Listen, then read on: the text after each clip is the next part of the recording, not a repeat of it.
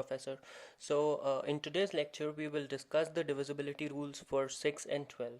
So, firstly, I'll try to explain what the rule says in bookish form, the definition of the divisibility rule. Then we will follow with some examples and check the divisibility rules. So for 6, firstly, what is 6 exactly? 6 is a number made of two prime numbers. We have already discussed what prime numbers are. So 6 is a number that is made of two prime numbers, 2 and 3. So 6 can be factorized as 2 into 3, right? These are both prime numbers. 6 is not a prime number. It's a composite number. So 6 can be written as 2 into 3, where powers of 2 and 3 are both 1 and 1 for both of them. So it means that any number that is divisible by 6 has to necessarily be divisible by 2 as well as 3. Because if 6 is made of 2 and 3, so it means that if any number is divisible by 6, then it necessarily has to be divisible by 2 and 3.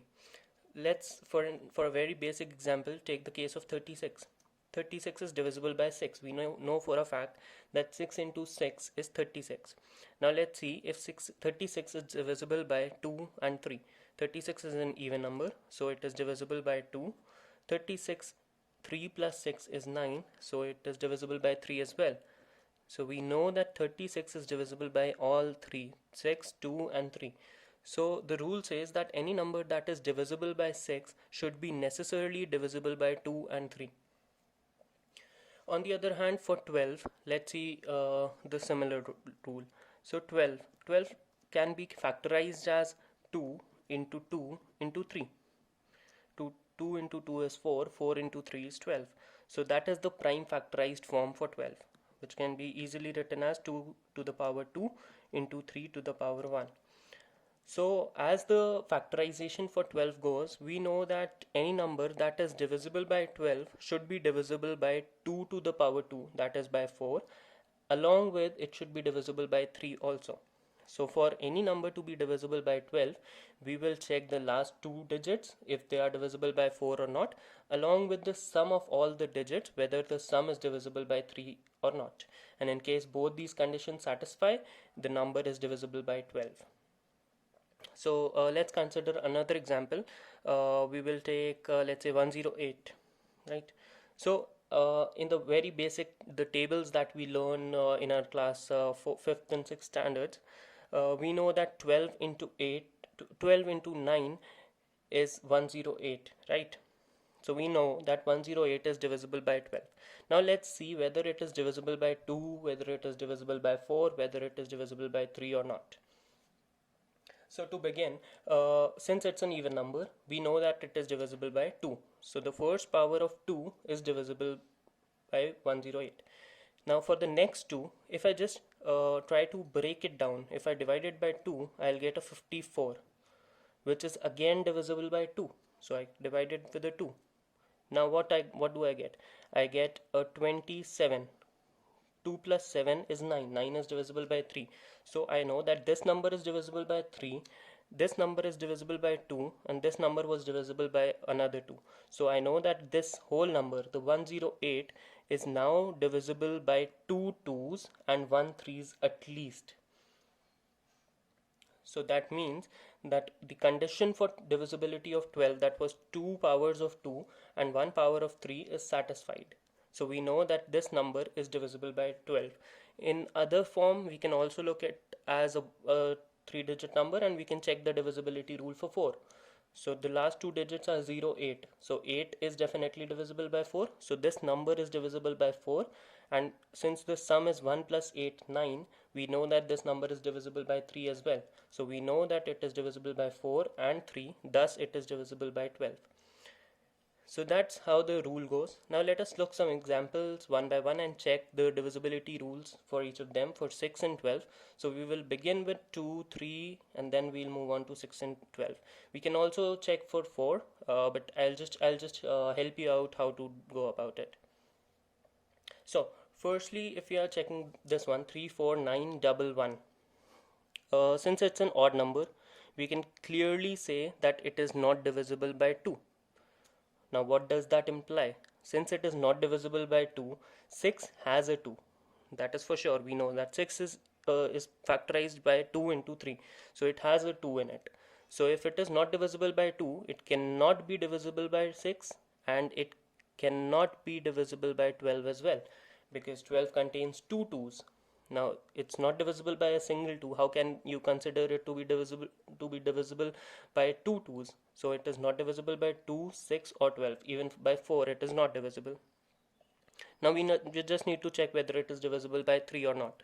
So I'll just sum it up quickly. 3 plus 4, 7, 7 plus 9, 16, 17 and 18. 18 is divisible by 3. So we know that it is divisible by 3. Now going to our next example, we have 1, 5, 4, 6, 0, 8. So the last digit is even. We know that any even number is divisible by 2. So it is divisible by 2.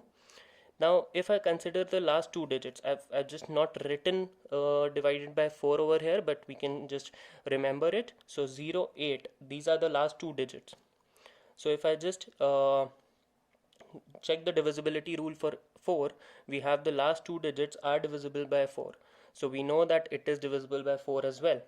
So the first conditions of both divisibility rules of 6 as well as 12 are satisfied. Now we just need to check whether it is divisible by 3 or not.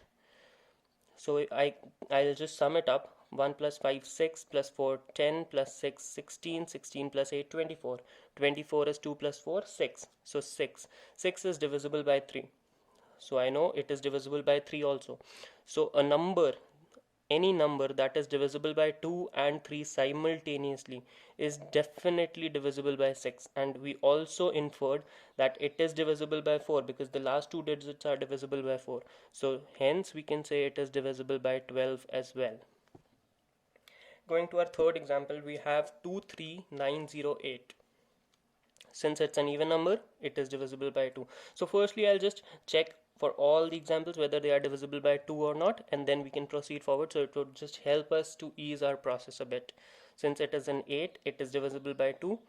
This is 4, another even number, it is also divisible by 2.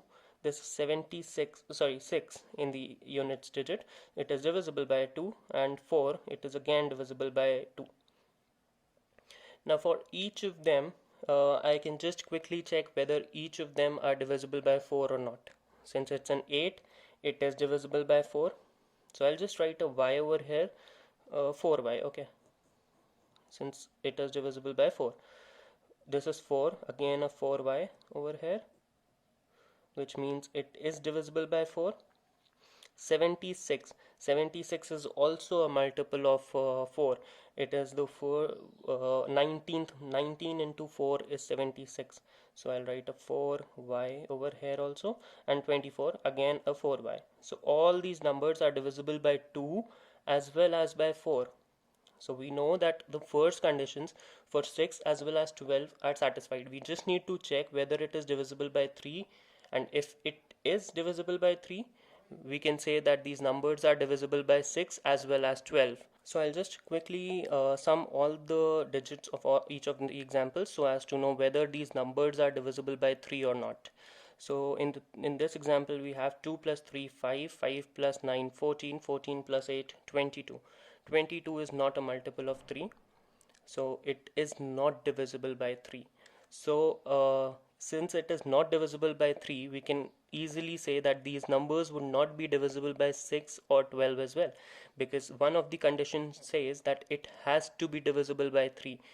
Even if it is divisible by 2, it does not mean it can be divisible by 6 or 12. It necessarily has to be divisible by 3. So these numbers are not divisible by 3, 6 or 12. Even they were divisible by 2 along with 4. Going to the next example.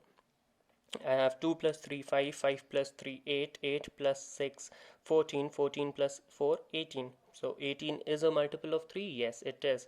6 3s are 18. So we know that it is divisible by 3. We know that it was divisible by 2. Now we know it is divisible by 3. So we can say it is divisible by 6 as well. So this number, since it was divisible simultaneously by 2 and 3, we know that it is divisible by 6. Also we knew that it was divisible by 4 also. So I can say it is divisible by 12, because any number that is divisible by a 4 and a 3 simultaneously necessarily is divisible by 12. Going to the fifth example.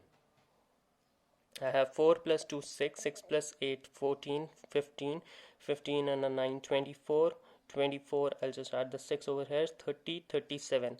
37 is not divisible by 3, so this number is not divisible by 3. Since it is not divisible by 3, this number is not divisible by 6 or 12 either, even if they were divisible by 2 and 4 earlier. Coming to our last example, we have over here 2 plus 4 6, 6 plus 2 8, 8 plus 4 12, 12 plus 2 14, 14 plus 4 18. So it was a very easy number actually. It was pairs of 24 24 24. So 2 plus 4 6, 2 plus 4 6, 2 plus 4 6, 6 threes are 18. So we know that this number is divisible by 3 also. So we know when a number is divisible by 2, when a number is divisible by 4, when a number is divisible by 3, it necessarily has to be divisible by 6 as well as 12. This number would even be divisible by 24, so to say, because if you check the last 3 digits of this number, they are 424. It means that this is divisible by 8 also.